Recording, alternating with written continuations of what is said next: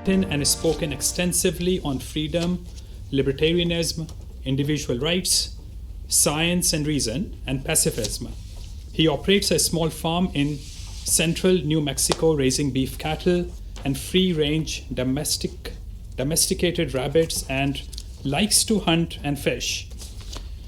His topic for the day is a tongue twister. It's modern day malevolence, malpractice, and malfeasance by the Malthusian mob. Ladies and gentlemen, please welcome Mickey Fulp.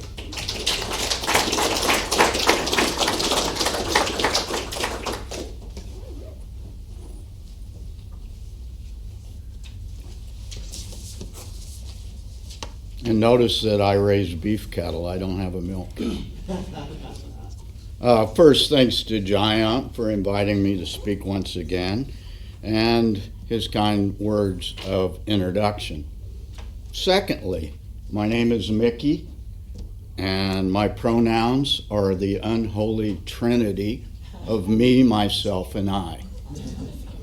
Thirdly, my speech today is uncensored and unfiltered by the aforementioned Trinity. But rest assured, it is highly unlikely that I can ever rival the Doug Casey standard for political incorrectness. Fourthly, I'm a strong advocate of optimism, but always accompanied by a healthy dose of skepticism. I'm from the Ozarks of Missouri, so you have to show me by employing logic, science, and reason. Do not try faith, belief, or dogma on this good old boy, patriotic American libertarian hillbilly redneck. So given that, reason demands that my favorite author is a fellow Missourian who said it best a century and a half ago. Faith is believing what you know ain't so. And if you've heard other speeches I've given specifically at this conference, I have no belief. Finally, my remarks today will not be well received by snowflakes and soy boys who are named It's Pat and believe that they can exist forever on fairy dust, unicorn farts, and the gold at the end of the rainbow while sheltering in place in the safe space otherwise known as their parents' basement.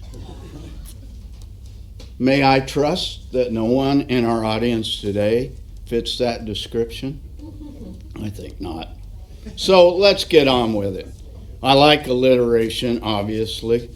It's a mouthful. You can read the title because I might get messed up trying to pronounce that many M's. But I'm a dedicated and unabashed member of the cornucopian camp. And for the uninitiated, cornucopians posit that Earth is a beautiful and bountiful blue marble that will always provide mankind with all that we need when we need it, and thus assuring a long and prosperous future for our position on the planet. And so think about it, folks. That's indeed an optimistic outlook on the world.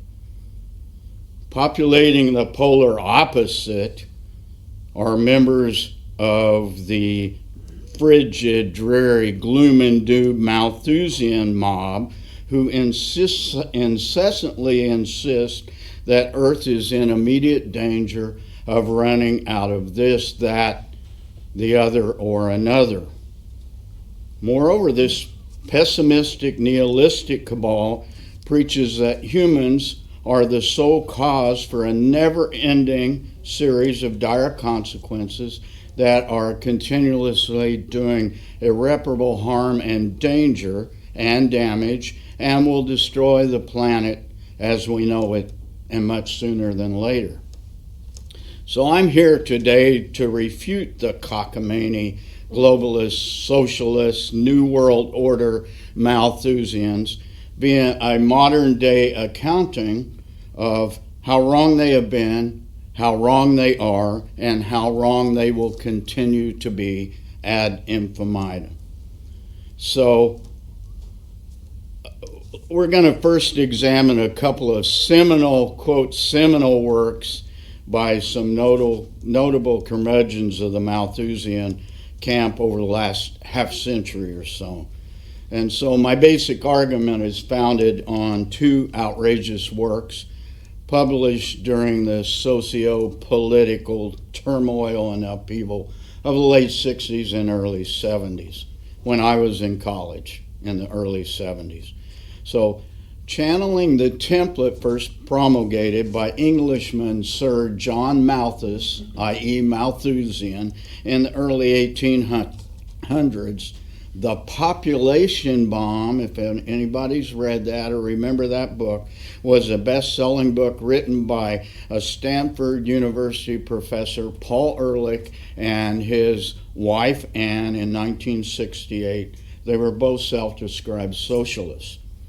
Their alarmist predictions were based on a premise of overpopulation that would spawn mass starvation and extreme societal upheaval in the 1970s to 1980s. Well, we're a long way from that, folks. But that said, the Ehrlich Manifesto called for draconian actions to limit population growth. And in my remarks today, remember how much I will talk about population growth, including blockade of foodstuffs to countries that refuse to follow their mandates. Among the more bizarre predictions in this disgraceful diatribe, all important sea life would die off in 10 years. So what, 1978. India would be unable to feed its people by 1980. And England, for the Englishmen and English women, our audience, would not exist as a country in the year 2000. The next one, the second case, and it's arguably the first case of binary garbage in, garbage out. And that was the Club of Rome's Limits to Growth, published in 1972, which used an iterative computer model to produce a collection of charts that predicted serial resource depletion, economic and societal collapse, and sudden decrease in human populations and industrial capacity within 100 years. So the authors proposed the only solution to this presumptive dilemma was to immediately stop all population growth and restrict industrial output per capita to then present levels, 1972. Their idea of utopia required a no-growth world in a state of equilibrium. So the birth rate would equal the death rate, and capital investment would equal the depreciation rate. So for the economist professor, how does that work out? I'm not real sure. The dubious World 3 computer model they had was based on three flawed assumptions. Resource use would grow exponentially, while resource production would only increase linearly. Second flawed assumption, all natural resources on Earth had a remaining lifespan of 110 years or less. And thirdly, all arable land on Earth had reached its absolute limit. So there would be no increase in farmlands. Included in their many predictions, and this is pretty amazing to me, the world would run out of oil in 20 to 50 years. So that would be 1992 to 2022.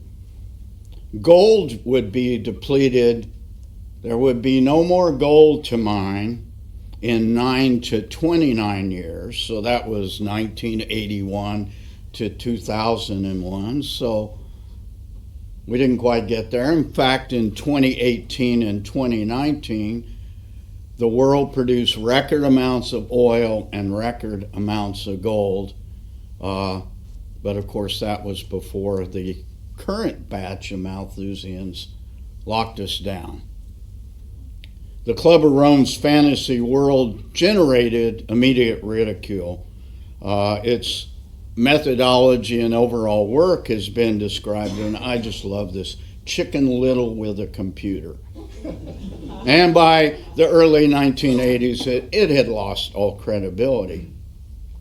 So, little anecdote here. These books were required reading in an environmental science class that I took as a junior in college at a semi-elite Midwestern engineering university.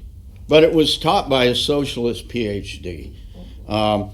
There are catastrophic forecasts in these two books. The first written by socialist Malthusians, and the second by a collective of environmental scientists and computer jockeys with obviously a globalist agenda, have exhibited no semblance to reality over the past 50 years. But hey, you say, and I'll give you this, that Rome cabal still has 50 years for their fatuous predictions to pan out. Don't hold your breath. But all this, it was the beginning of the environmental movement and the turmoil of the late 60s. Here's the amazeballs part of this fraudulent legacy. As rational scientists and lay people, we continue to be inundated with forecasts of pending environmental doom by government-funded PhDs harboring Malthusian and collectivist bents. Inane prophecies are promulgated as fundamentalist religious gospel by their complicit partners, the headline-driven, forever in crisis media. So with that basis of those two examples, I'm going to briefly follow with 6 other examples of modern-day imminent catastrophes and the time frames in which they were in vogue. So I was around when global cooling was the great threat, and that was 1965 to 1975. Rapidly accelerated by man-made aerosols and atmospheric pollution, will beget a new ice age and destroy modern civilization within a few centuries or a millennium. Now, I'm a geologist and I speak a lot about geology. I give talks on the history of the Earth, and yeah, folks, the next ice age is coming. We are just recovering from the current ice age now, i.e. the Earth is getting warmer. The next one, yeah, and you'll probably remember this. Remember acid rain? So acid rain, that was a term that was actually coined by that bastion of unbiased scientific thought, the New York Times. I didn't realize this till I did the research. It was going to wreak havoc on natural ecosystems in the northeast U.S., southeast Canada, and northern Europe, sterilize all the lakes in those northern countries of fish, and denude entire forests. The second one is springtime thinning of the ozone layer over Antarctica. And that was euphemistically named a hole by the aforementioned media. So the ozone thinning became an ozone hole. It is caused by chlorofluorocarbons. That's a hard word to say, so from now on I'm going to call them CFCs. From aerosols, deodorant, hairspray, propellants, refrigerants, It was going to expand to cover the entire Earth. And by 1987, the media had fueled politicians and people to support this idea, fears of worldwide ozone depletion. And so they gradually banned the aforementioned CFCs. So that was in 1987. I skipped a century. In 2010, 23 years later, this very same British Antarctic scientist who discovered ozone depletion, which is real, seasonal, every spring in Antarctica, our fall up here, raised the red flag again. What do you think they said? They claimed that ozone recovery will cause warming in Antarctica, melt the ice, and result in catastrophic rises in sea level. So, can't have it both ways, folks. So, despite this ban on Freon, essentially, it's why you can't use Freon in your car or your refrigerator anymore. Springtime ozone levels surrounding the continent of Antarctica, and it depends on the weather around Antarctica every spring, are now projected to not recover to pre-1980 levels for another 50 plus years. So it did no good. Next one. This is a good one. Al Gore's infamous global warming hockey stick. Widely promoted in a 2006 bestseller, stated it would result in a 20-foot sea level rise in the near future, whatever that means. But this prediction was made by a man, a fat cat politician, who lives in a 20-room mansion outside of Nashville, Tennessee, that uses 12 times the energy of the average Nashville, Tennessee homeowner. So, once again, rules are for thee, but not for me. So, we've got some recent absurdity, and that comes from the United Nations Intergovernment Panel on Climate Change, 2018. They publish a report, and it says, unless there is a drastic effort to reduce greenhouse gas emissions by 2030, the planet's going to undergo a 1.5 degree rise in temperature by 2050 and 3 degrees by 2100. Well, that just allows us to go wine grapes in Toronto, Ontario, you know. It's going to green the planet. According to this report, rapid, far-reaching, and unprecedented changes in all aspects of society, including limits on population growth, are required to achieve a carbon-neutral world by 2015.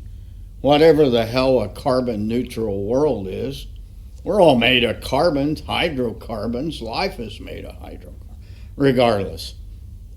So, of course, the Green New Deal politicians, led by the Queen of Queens, New York City Congressman Sandy Cortez, who readily admits she is unconcerned with the facts when espousing fake news and propaganda.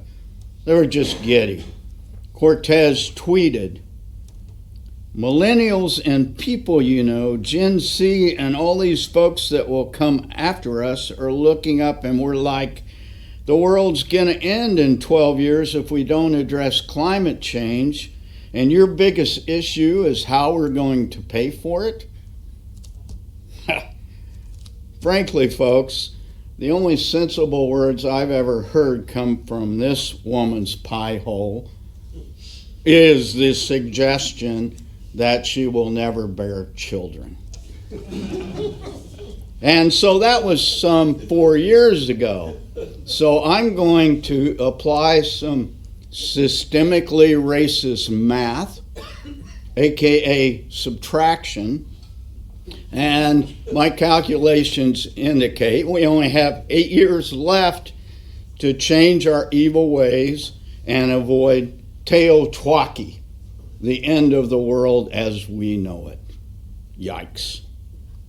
So the latest attempt to establish a new world order, and this is what this is all about, but it's now called a global reset, is led by disciples of the World Economic Forum. So their current mission is to ban all chemical fertilizers, and most specifically ammonium nitrate, also known as urea. I'm a farmer. If you've ever worked on a farm, you know you got to grow crops or forage. You got to put down urea, ammonium nitrate. It's also used to build bombs or blasting, ANFO, mixed with some diesel oil.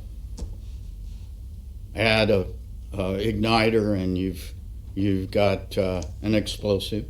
But regardless, they want to ban ammonium nitrate, and Justine Trudeau is right on board with this now.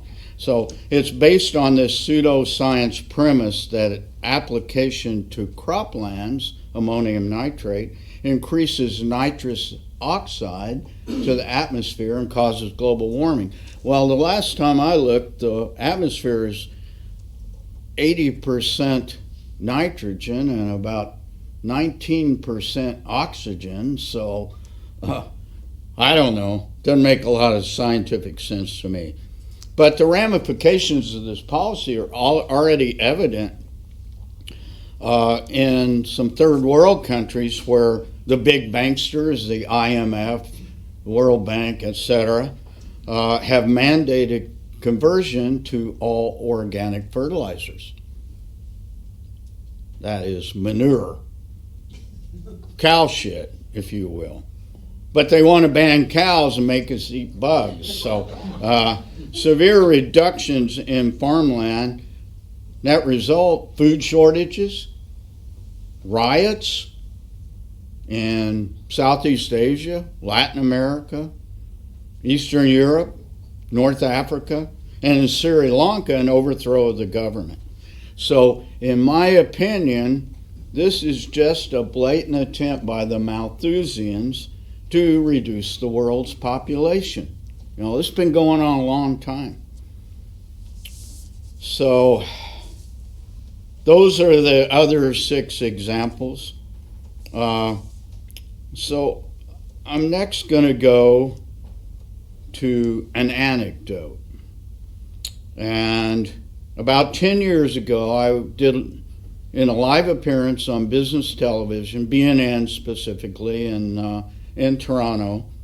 I was asked kind of out of the blue, has the earth ever run out of a natural resource? And I thought about it, and I scratched my clean-shaven chin at that time, and I thought, well, it has one time. And what do you think it is? Ammonium nitrate. So here's the story. Between 1840 and 1870, we depleted the earth of bird guano in Peru. So prior to that, production of crops was very limited, specifically in countries like in the northern part, England and Ireland. So they discovered these massive cliffs of bird guano on some islands, remote islands, off the coast of Peru, a little less in Chile. But they would be, some of them were 100 meters high, bird guano, bird shit, accumulating for years and years. By 1870, world crop production had skyrocketed based on bird guano. And then they were all mined out. They went to the South Pacific. The U.S., in fact, claimed some islands, about half of which we still have in the Southwest Pacific, as territories for their bird guano deposits, but much less than the ones in Peru. So we depleted it all. So what happened? We're out of ammonium nitrate, which has fueled a population growth and increase of food production in the civilized world. So what did we do? Well, a couple of geologists like me started exploring in the Atacama Desert and discovered nitrate deposits that were not dissolved because it never rains there. So all of a sudden, here came the next source. We find what we need when we need it. We're cornucopians, remember that. So those nitrate deposits were superseded right before World War I. In 1914, a German chemical engineer developed a technique to fix atmospheric nitrogen into ammonium nitrate.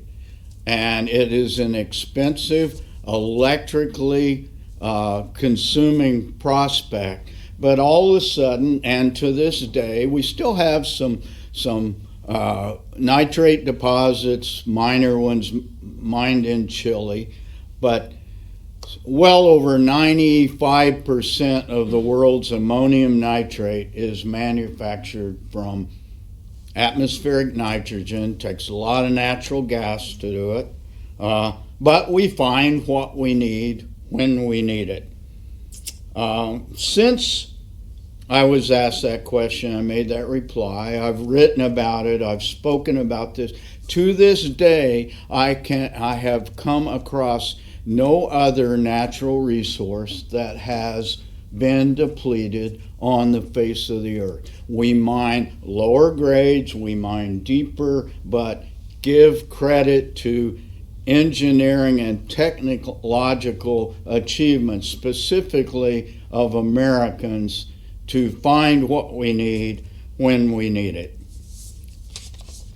So be aware that the last half century of what I call eco-fascist drivel is mass psychological propaganda from those in power. This is my political statement here, who hate the United States of America and everything we have represented since 1776. Their platform is designed to strike fear into the average citizen, who I call the sheeple people, brainwash our progeny, force compliance amongst the fearful, meek, and frail, erode individual rights, lay waste to American values, destroy capitalism, discard the Constitution, and install a collectivist regime to further an elitist, globalist, socialist, one world government agenda. That's my basic opinion. My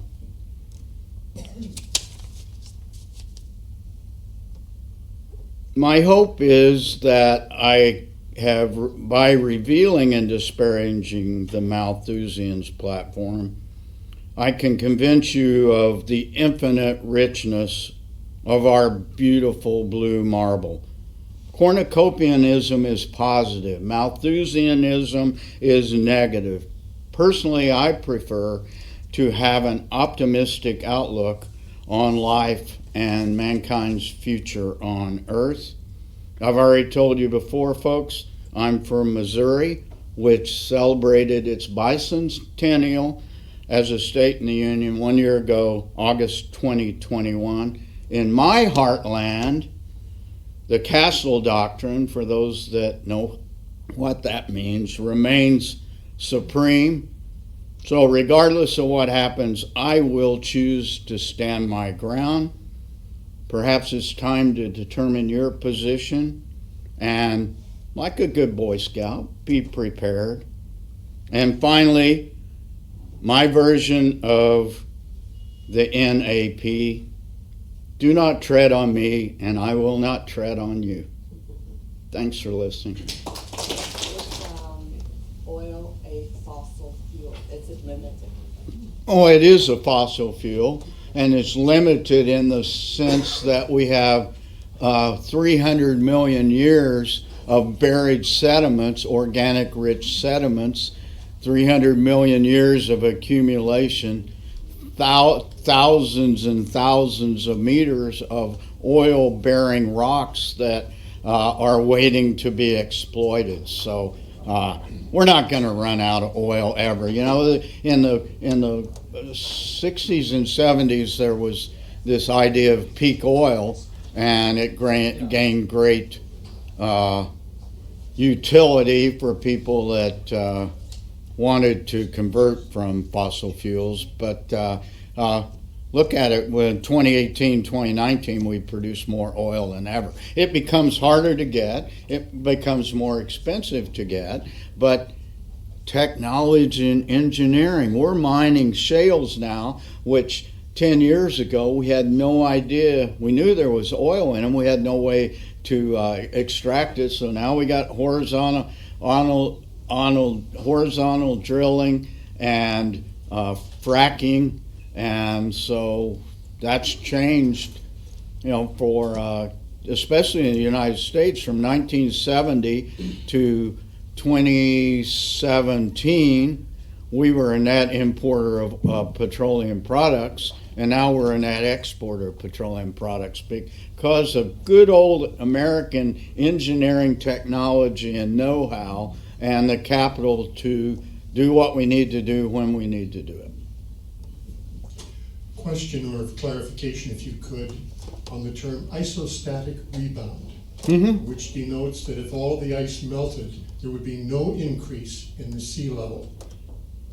So isostatic rebound comes from the idea that the ice during the ice ages, and there was 1,000-meter thick ice sheets, if not more in specific places, have compressed rocks, and as the ice sheets go away, as we come out of this ice age, remember we're only 10,000 years from the peak of the last ice age, that the earth rebounds. So all these models for climate change and rise in sea level fail to attribute isostatic rebound as and even after the ice is long gone, New York City's rising every year, you know, and I don't know how much it is. It could be 1/10 of a centimeter, but over the course of 100,000 years, that's significant amounts. So that balance is never used by the climate change activists and the people that are promoting this idea of massive declines in or massive sea level rises, let me put. Corollary question. Can we have a question here? Oh, yeah, you said the peak of the last ice age was 10,000 years ago. I think most of the scientists say it's more like 20,000 years ago. And Well, I probably said that wrong, not the peak, but the end of the last ice age, let's say, was 10,000, which then correlates with the ascent of man. So I appreciate that correction. Well, we're still in an ice age right now. No, yes, Yeah, absolutely. We have ice at both polar caps at the same time. So my question is, like, I've done talks on this before. How much has the sea level risen since the peak of the last ice age 20,000 years ago until right now? You know, I don't have that number. I mean, Anybody can Google it, and they say 120 meters or 400 feet, which is huge. So then I always ask people that believe in this climate crisis, how much is sea level rising right now? And the answer, they say it's about 3 millimeters per year, which works out to about 1 foot in 100 years. But what is the average for the last 20,000 years? The average is 2 feet every 100 years. So 200 times in a row, 2 feet higher, 2 feet higher. So what's happening right now is minuscule. It's insignificant compared to what we already went through. A 400-foot sea level rise is huge. So to say that it's absurd to think that there's a crisis because there's a very slight warming. And even if there is a slight warming, it doesn't indicate that it's caused by humans. Yeah, well, if Obama really believed that, I don't think he'd build his mansion on Martha's Vineyard. So, Yeah.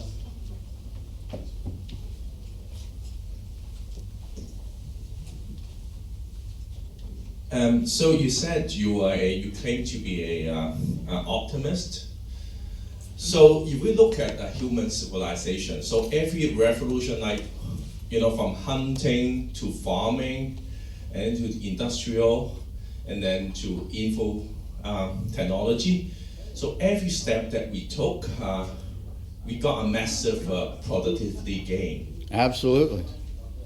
And then, so if I try to recall my history, never in human history we engage in something counterproductive in a massive manner, like in this green crazy revolution that we're having. Like, I really don't see going from traditional ICE car to electric vehicle, like any productivity gain through this revolution.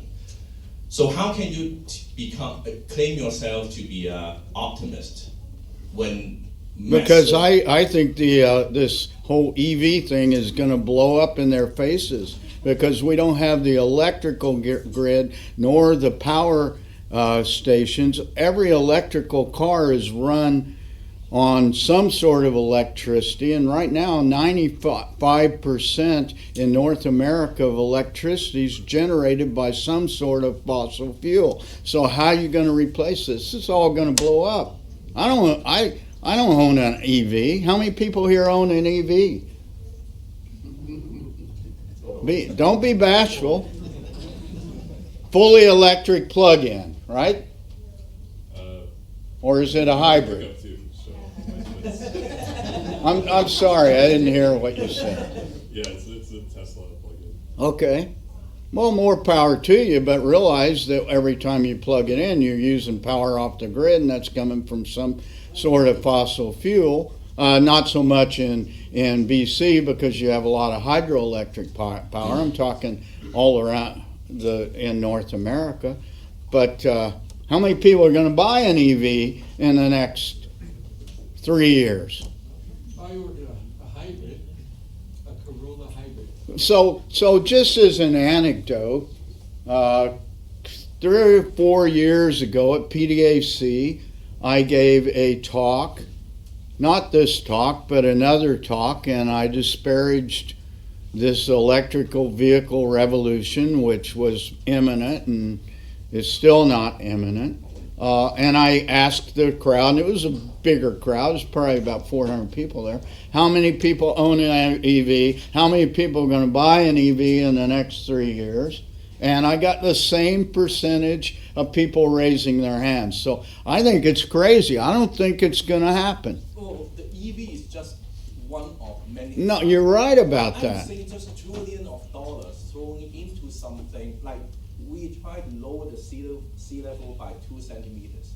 Like that kind of craziness. Well, it's crazy. That's what I'm saying. It's crazy, and I don't think it's, I mean, look at what happened 50 years ago with Ehrlich and the Club of Rome. They're disgraced. So it's just the next attempt. So I'm an optimist. So I'm hoping that our so-called leaders or the people we vote for are going to do something about this. It's up to us as voters to elect people that reflect libertarian views or conservative views, whatever views you have, You can continue your discussion with Mickey over lunch now, but thank you very much, Mickey. Thank you.